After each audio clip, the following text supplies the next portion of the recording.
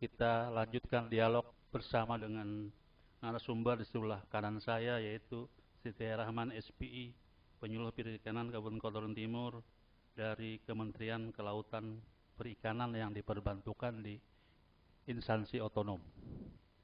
Bagaimana, apa tupoksi Sempian sebagai penyuluh pertanian Kabupaten Kota Timur? Ya, terima kasih.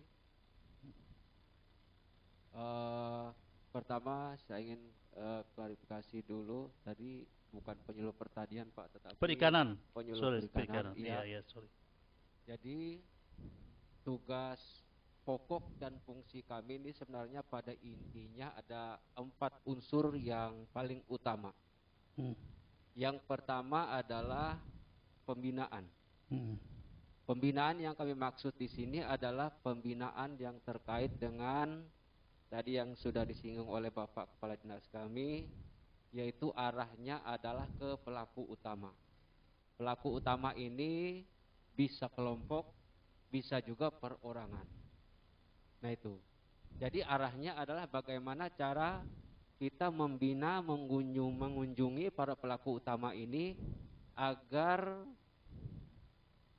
mereka terinspirasi, terdorong untuk melakukan usaha di bidang perikanan. Jadi kita tidak hanya budidaya Pak, tapi meliputi seluruh sektor sebenarnya. Baik itu pengolahan perikanan, baik itu tangkap, nelayan, kemudian yang terkait dengan budidaya. Nah kebetulan pada tahun ini support budidaya baik itu melalui Kementerian Perikanan atau melalui instansi kabupaten itu sangat mendorong sekali di sektor budidaya. Sehingga kita bergeraknya mungkin kalau dipersentasikan sekitar 60% kita bergerak di bidang budidaya sekarang. Itu yang pertama. Yang kedua adalah pendampingan. Pertama adalah pembinaan, kedua adalah pendampingan. Nah, pendampingan yang kami maksud di sini adalah sasarannya juga sama Pak. Jadi kita mengarahnya ke pelaku utama, baik itu kelompok juga maupun perorangan, di mana pendampingan ini bagaimana supaya secara teknis mereka ini mendapatkan paling tidak ilmu lah. Ilmu bagaimana cara membudidaya yang baik, bagaimana cara membenih ikan yang bagus, bagaimana cara menggunakan alat tangkap yang sesuai dengan standar kementerian, dan bagaimana cara mengolah produk perikanan yang sesuai dengan anjuran daripada baik itu Dinas Kesehatan maupun yang terkait dengan ketahanan pangan. Begitu Pak. Nah itu yang kedua Pak. Yang ketiga adalah tugas kami adalah menyampaikan informasi. Menyampaikan informasi kepada masyarakat ini terkait dengan apa-apa yang terkait dengan informasi baik itu yang berasal dari kabupaten, baik itu yang berasal dari kementerian. Nah karena kita ini adalah langsung di bawah kementerian yang ditugaskan di sini, maka yang utama yang kami sampaikan adalah beberapa program dari kementerian, kemudian nanti akan menyesuaikan dengan program-program yang ada di kabupaten. Baik itu terkait dengan, mohon maaf ini adalah, misalnya ini adalah program bantuan, misalnya yang ada dari KKP atau dari kabupaten ini bisa kami informasikan. Hanya menginformasikan saja Pak. Tetapi terkait dengan proses itu kami tidak berwenang di situ. Nah itu saja. Kemudian yang keempat itu adalah mensosialisasikan. Mensosialisasikan ini adalah maksudnya di sini kami selaku penyuluh perikanan wajib bahkan harus mensosialisasikan terkait dengan peraturan-peraturan perundang-undangan yang terkait dengan perikanan.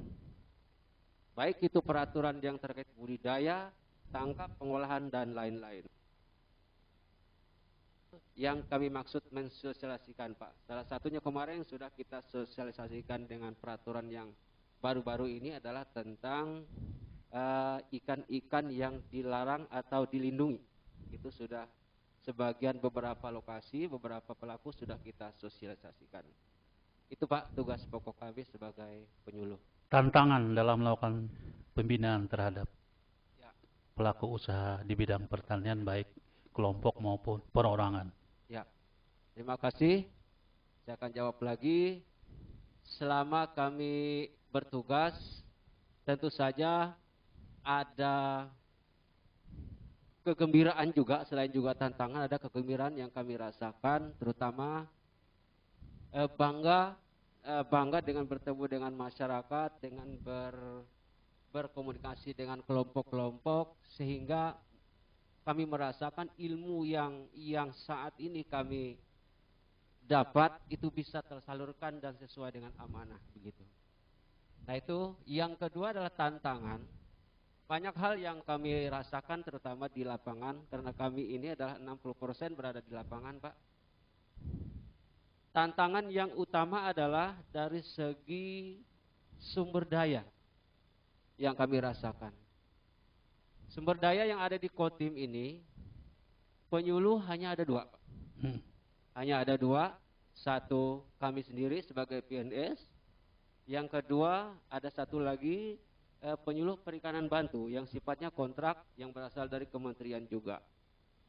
Nah, jadi tantangannya itu adalah dari 17 kecamatan, Personel kurang.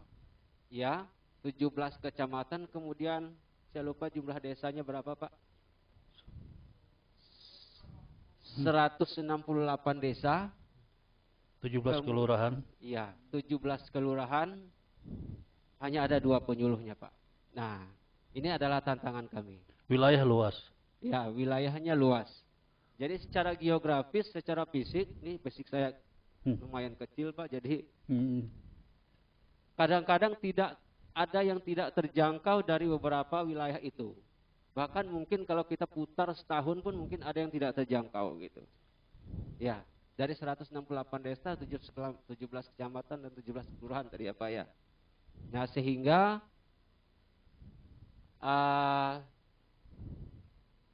ilmu daripada pelaku utama ini yang mereka minta, saya datang, pingin mereka datang ke sini Pak, saya datang ke sini, kadang-kadang tidak terakomodir Pak.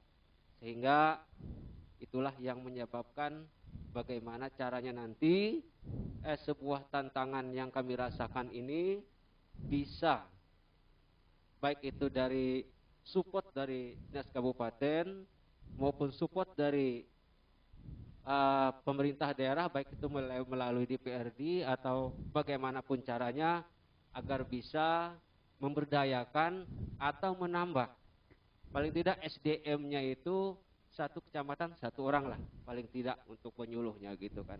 Mungkin nanti juga bisa live ini bisa kami sampaikan juga ke pihak kementerian sana. Itu tantangannya Pak. Tetapi tantangan ini bukan suatu hambatan untuk kami melakukan penyuluhan. Bahkan ini adalah tantangan yang menurut kami adalah ada senangnya juga gitu. Inilah tugas kami. Inilah tupoksi kami gitu. Jadi kami harus mengikuti, harus menjalankan. Dari beberapa daerah ini bagaimanapun, bagaimana caranya harus mereka ini pelaku utama ini, kelompok ini harus tersentuh. Walaupun untuk itu mungkin sebulan sekali atau mungkin 2 bulan sekali kami datang. Jadi kami harus mengatur waktu untuk itu Pak. Terima kasih. Satu pertanyaan sebelum saya ke Pak Baharudin Yusuf terkait antusiasme masyarakat pelaku usaha di sektor pertanian. Oke, terima kasih. Memang selama kami melakukan penyuluhan ini banyak sekali hal permintaan masyarakat, terutama tentang penyuluhan, meminta kami, mengundang kami untuk melakukan penyuluhan di beberapa daerah.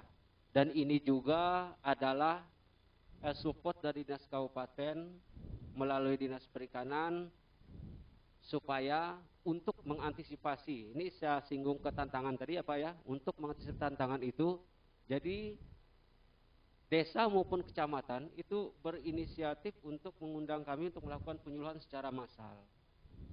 Nah seperti itu, secara massal. Jadi agar supaya SDM yang terbatas seperti ini bisa terakomodir lah ilmunya, sehingga kami harus melakukan penyuluhan secara massal begitu. Jadi support masyarakat luar biasa Pak, luar biasa, sangat luar biasa. Bahkan tahun 2019, 2020 saya tugas di sini, perkembangan daripada minat para pembudidaya, para nelayan, para pengolah itu kami rasakan sangat meningkat sekali. Dengan adanya apa? Dengan adanya kami memberikan semangat, memberikan informasi, memberikan pendampingan, memberikan pembinaan tadi, sehingga merasa mereka itu, para nelayan pembudidaya itu merasa dirangkul lah, dibina begitu kan. Nah itu Pak, seperti itu. Saya ke Pak Herianto, Kepala Dinas Perikanan Kabupaten Kota Ringu.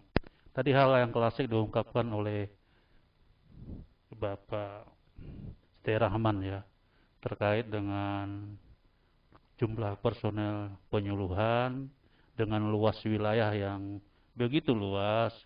Ini kan Mbak, ada goodwill nggak dari pemerintah otonom untuk menambah penyuluh pertanian nih? Memang karena dibutuhkan oleh masyarakat. Satu. Sebetulnya ini memang sudah diskusi kita yang cukup lama ya, berkaitan dengan masalah kebutuhan tenaga penyuluh. Mungkin peraturan yang berganti-ganti ini juga salah satu penyebab.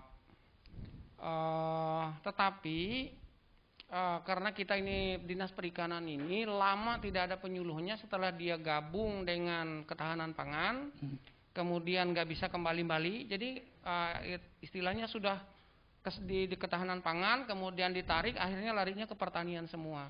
Nah kemudian aturan baru menyatakan bahwa semua penyuluh perikanan kembalinya ke Kementerian Perikanan, tapi ditawarkan yang ada itu bisa balik atau dia bisa tetap. Kenyataannya mereka tidak mau balik kementerian, rata-ratanya ke pertanian.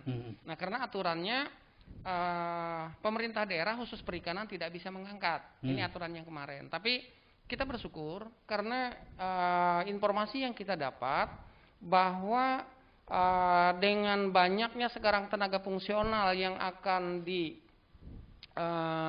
tenaga struktural yang akan difungsionalkan, dalam peraturan menterinya itu, dalam peraturan Menteri Dalam Negeri, kemudian juga di dalam peraturan Menteri Pendayagunaan Aparatur Negara dan Reformasi Birokrasi, itu kita dibolehkan menyediakan tenaga penyuluh. Nah ini suatu kabar gembira sebetulnya. Saya paham persis. Ini penyuluh yang ada ini 2 orang itu sampai pontang-panting nih mengikuti. Mungkin para nelayan, kelompok nelayan, pembudidaya, pengolah itu tahu sendiri. Jadi belum habis di sana, saya berangkat ke sana, pasti mereka langsung saya bawa. Jadi benar sekali, memang permasalahannya itu. Tapi kita bersyukur karena ada aturan baru tadi kita boleh mengangkat. Jadi mudah-mudahan dalam